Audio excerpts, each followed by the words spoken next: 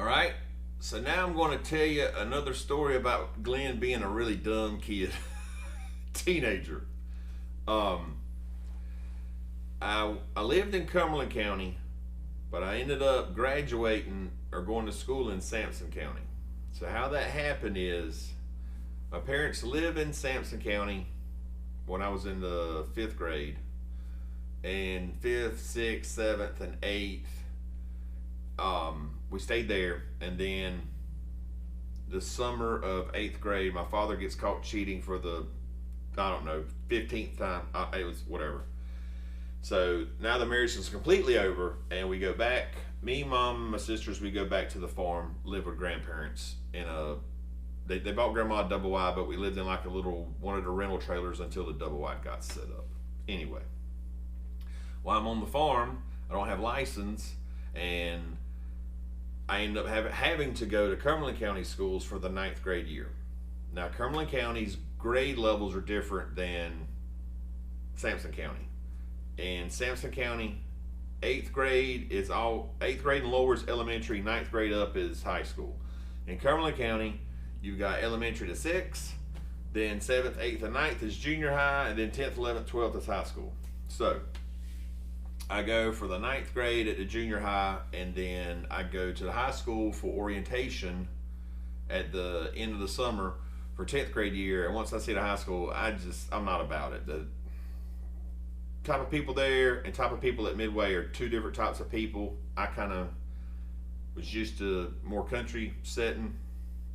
So I come home and I tell Grandpa, I was like, I don't want to go here. I want to go back to Midway. And he's like, well, for me, if it's closer, you can go there. If it's not closer, you can't.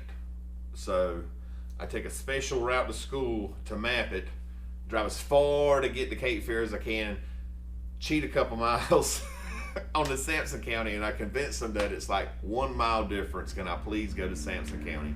And he's like, yeah, you can go. So I apply for a waiver. So they'll take the tax money from Cumberland County and apply it to the Sampson County school system.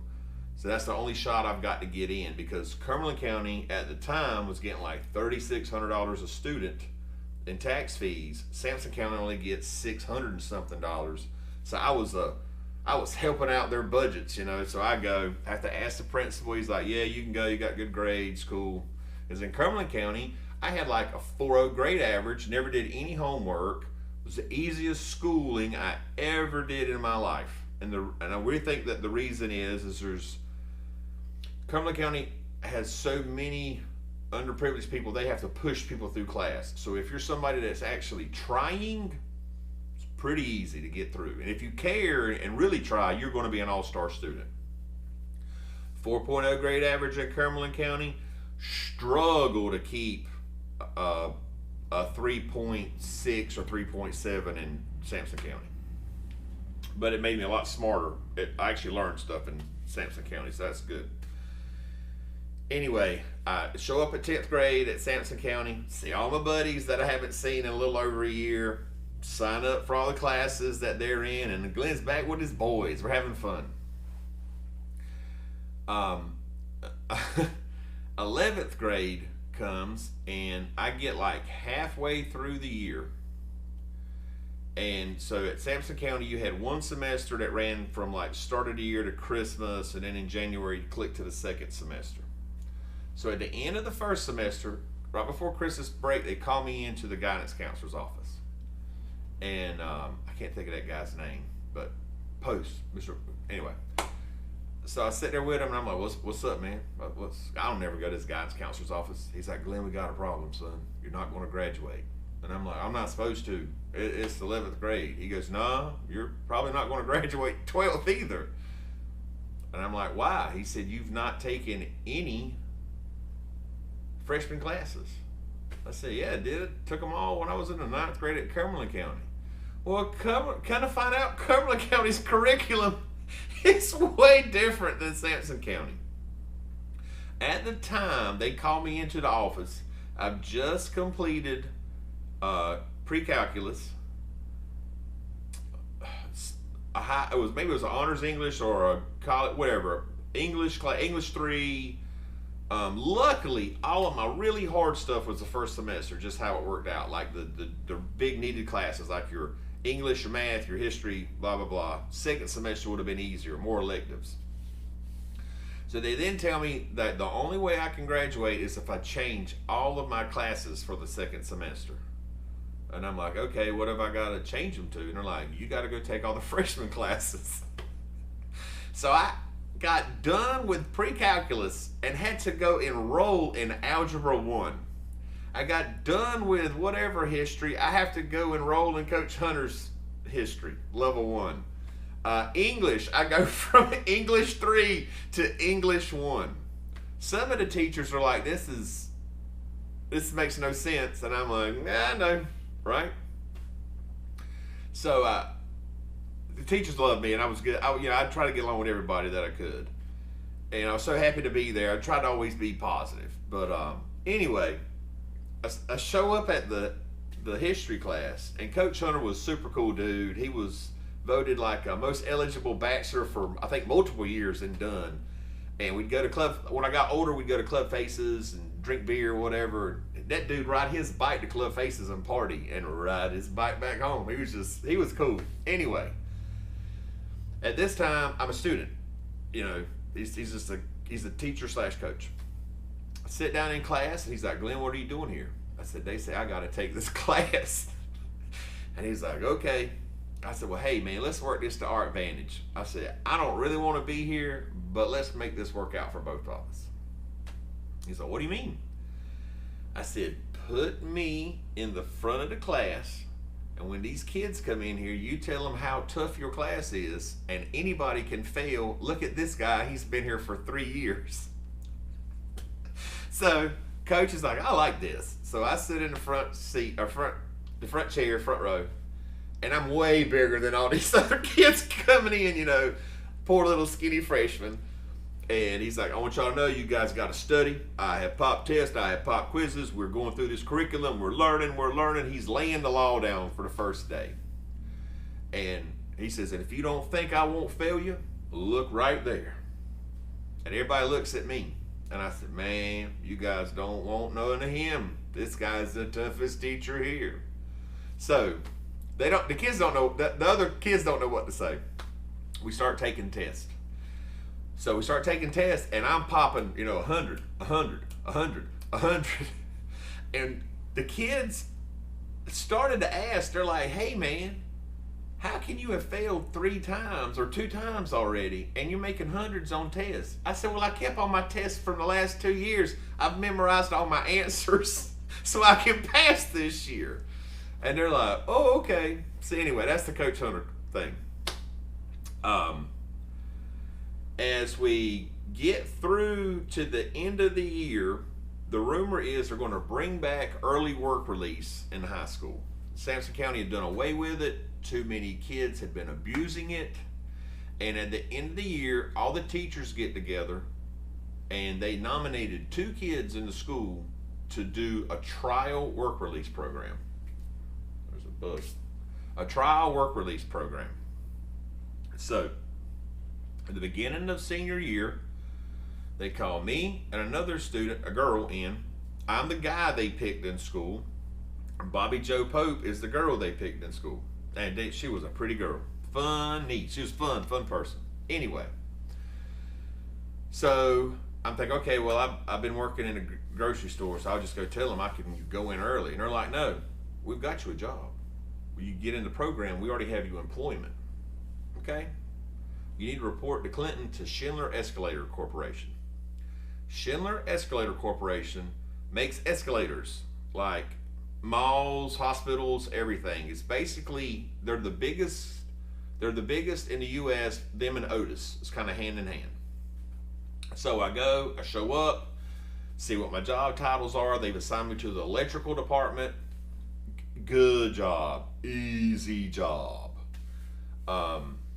And the best part of the job is they started me at 18 and some change, almost $19 an hour. Now, if you're in high school, $19 an hour is phenomenal, right? I've been working in grocery stores for like $7.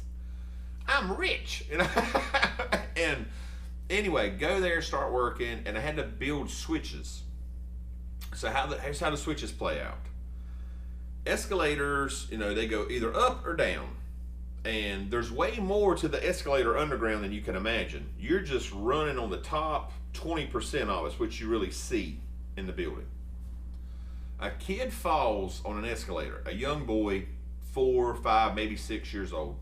He falls, he tumbles down, and it's running down, like it's a downward escalator. And he gets to the bottom, and if you've ever watched, right when you step off of an escalator, there's these teeth, and they hook up into the grooves of all the steps, and they clean it. They keep any debris from falling into the machine. It's wintertime. This kid has on one of those like puffy jackets, and it snags in those teeth, and as the steps are rolling under, it's just tightening and grabbing more material, and it suffocates the kid, breaks his ribs, it kills him. The kid dies.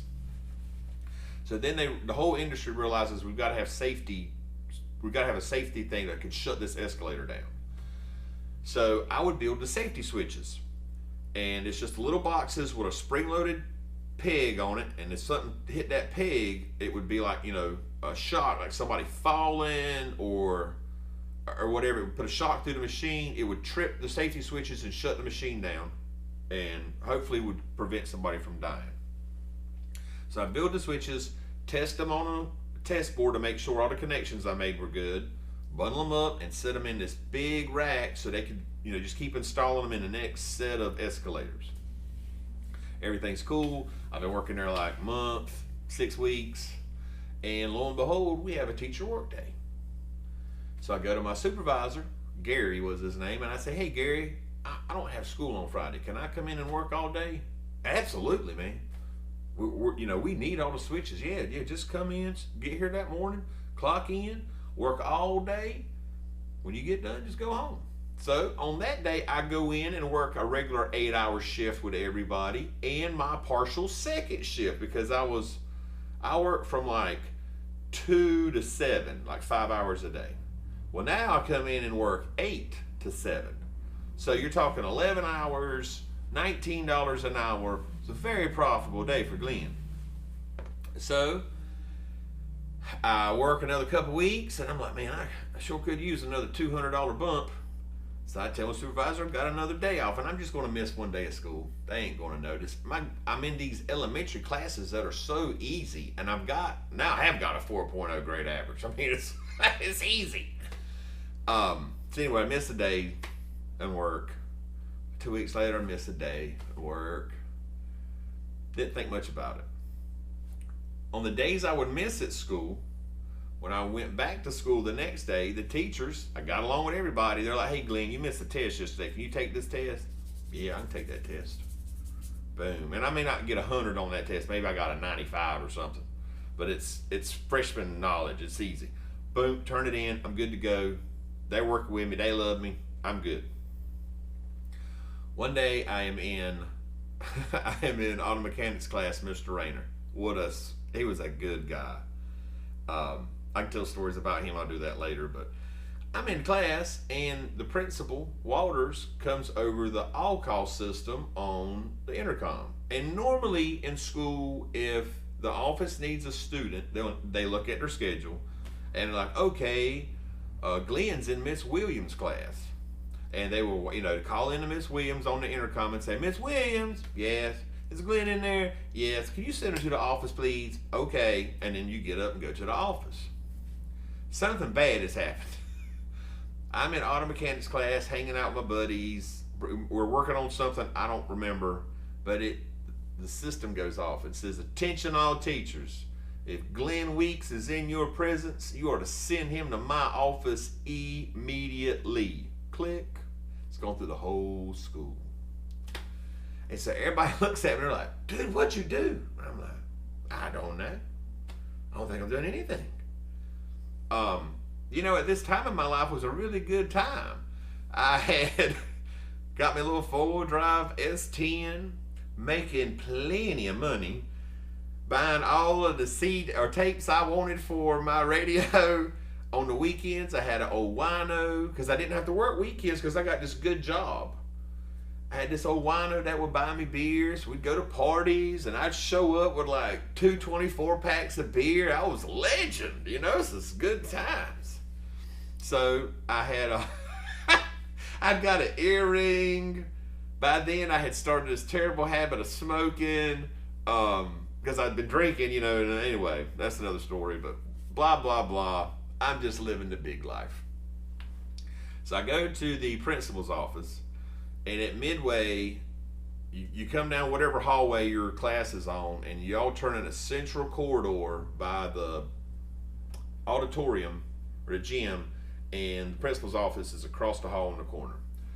But when you're walking up that hallway to the principal's office, you can look out into the parking section where the principal parks, assistant principal parks, and any visitors. When I look out the glass doors of that school, there is every car from my family there. There is my mama's car, my grandpa's truck, my uncle's truck, and I'm thinking, man, like grandma had times where she'd be sick, and I'm like, man, if grandma died, to be sure everybody ain't come to tell me, you know, because I was so close to my grandma. I was like her kid more than a grandchild, and I'm sitting there thinking, oh man, this might be a bad day. So I bebop into the principal there, and he goes, come with me, son.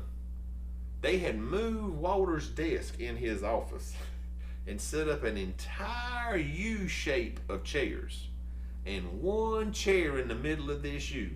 And I'll let you guess where I got to sit. And it won't in that U. All right, so I sit down, and I'm still like, what in the world?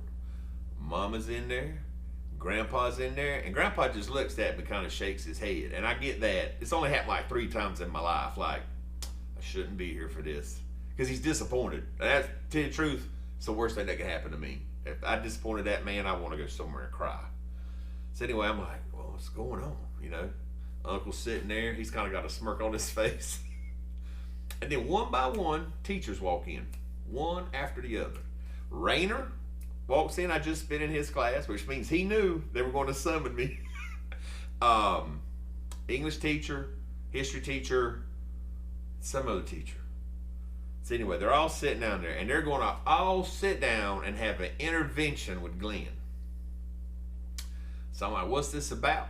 And Walters, for people that went to school with me, y'all remember Walters, but he played football, I think, at UNC, and he was a pretty big dude. And we, you know, as students, we didn't really like him.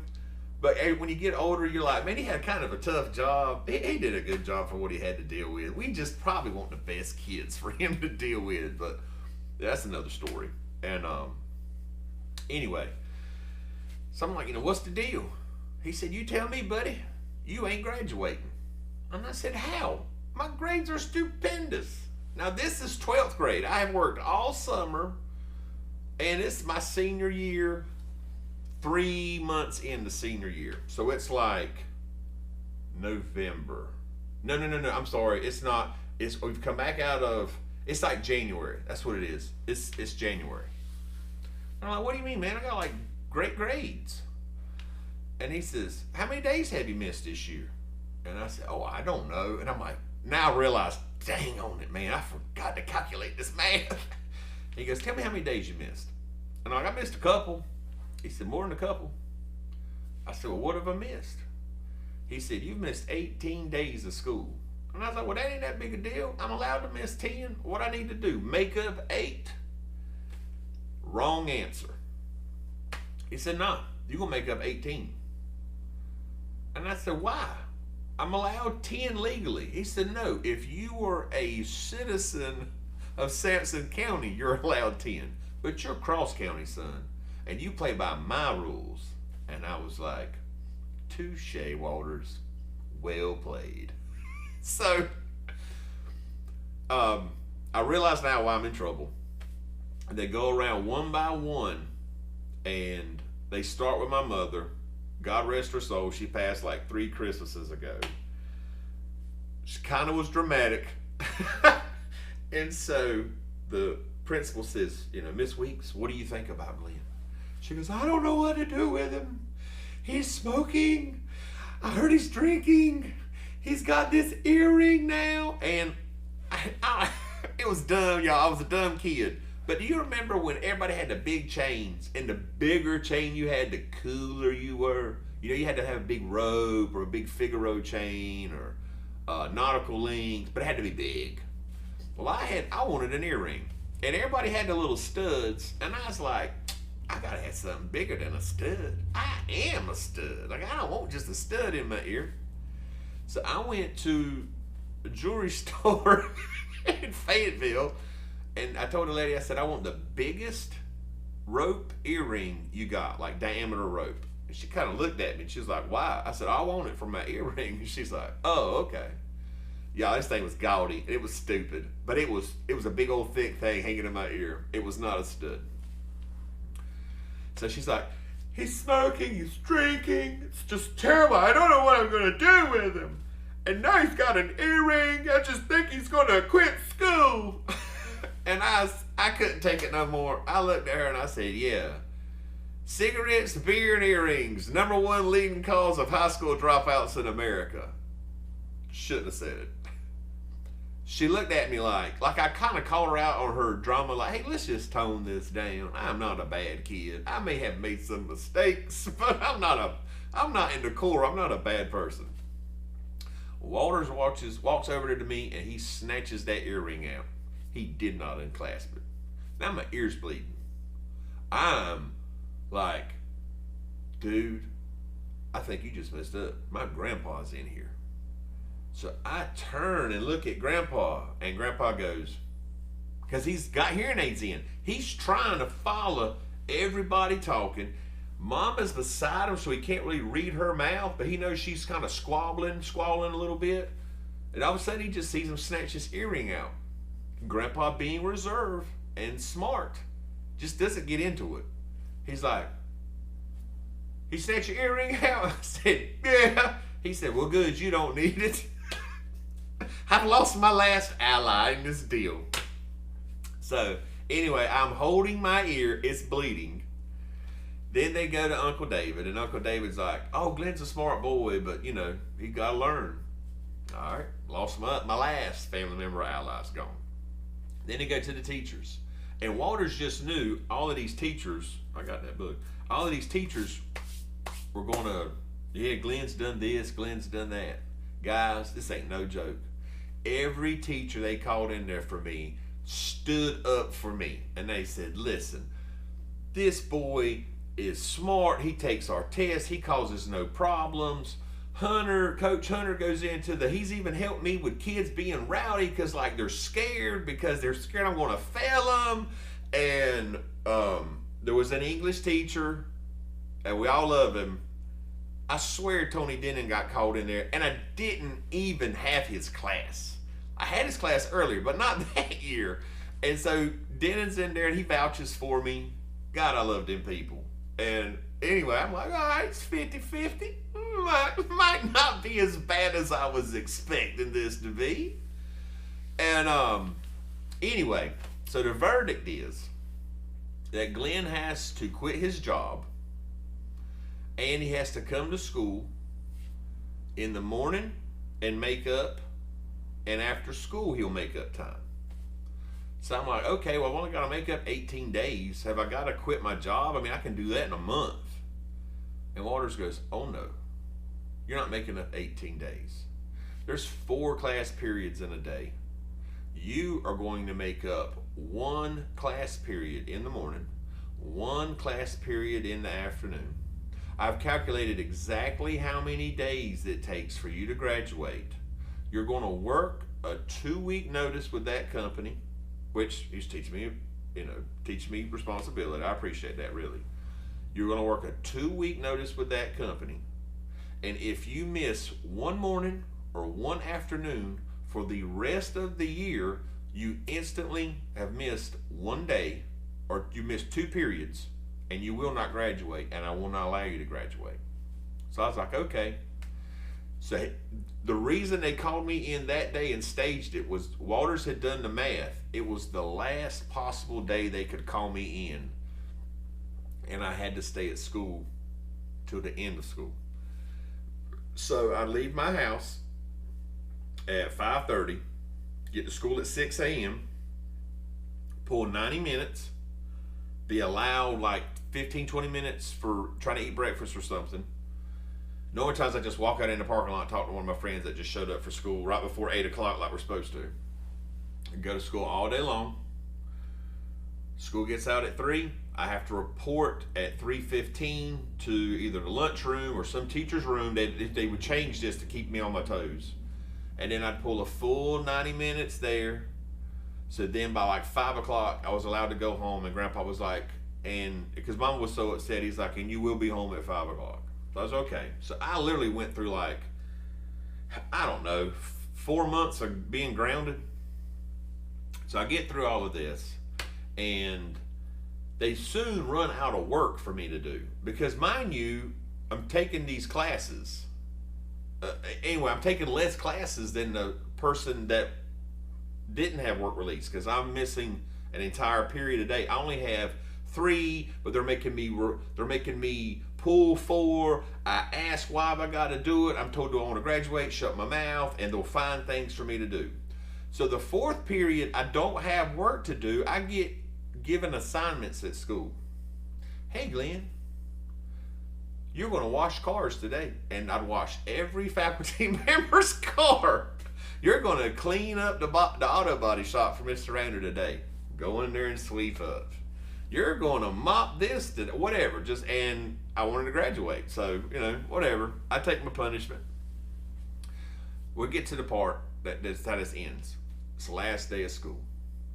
I go, pull my time that morning, and we're going to have graduation rehearsal. And they have to rehearse you 2 different ways, on the field or in the building. There's always a threat of rain in the summer, so you have to do it both ways, because if it looks like it's going to rain, they're going to change everything to go inside the gym. So we get through, we do the field outside first, which is the mock-up, no stages, no nothing, at the football field. Then they run us into the auditorium, and as I'm walking out with my friends, because it's graduation day, we're going to go eat at Pizza Inn. There was a rumor Glenn had gotten some beer from a wino, going to have a little bit of a party a little bit before we have to come back for graduation. I'm walking out the door with my friends. I see Walter, throw my hand up, no problem.